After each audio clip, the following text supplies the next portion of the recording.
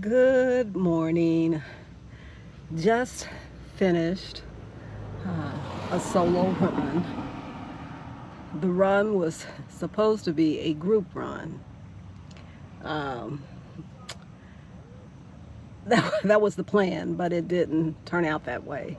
I could not find the group of ladies that I was going to run with this morning. So I just took off and said, well, you still got to get the run in. So go ahead and get your run in.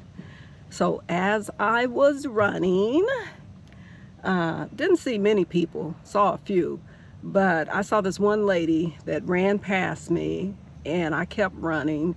And about a minute later, I saw a phone on the ground, and it was, the alarm was ringing on the phone, and it was saying crash detected. So I picked the phone up. And when I picked the phone up, 911 called, and I answered the phone. And she said, are you okay? I said, yeah, actually, somebody dropped their phone, and I picked it up. And she asked where I was. I told her where I was. She said I could send an officer there to get the phone. I said, okay, cool. And then I asked, well, how long will that take? And she said about 10 minutes. I'm like, oh, no, I want to keep running. So I told her, I said, I tell you what, I'll just drop the phone off at a police station. She said, yeah, you're welcome to do that. So I said, okay, bye, hung up. So I continued on. First I thought, maybe I'll turn around and go the opposite direction and try to catch that female runner, because I thought that was her phone, and give her a phone. And then I thought, no, too much time has passed. I don't know that I can catch her. So I turned her, I kept going the direction I was going. And then about 5 minutes later, the phone rang and I answered it. Hello, it was a man on the phone.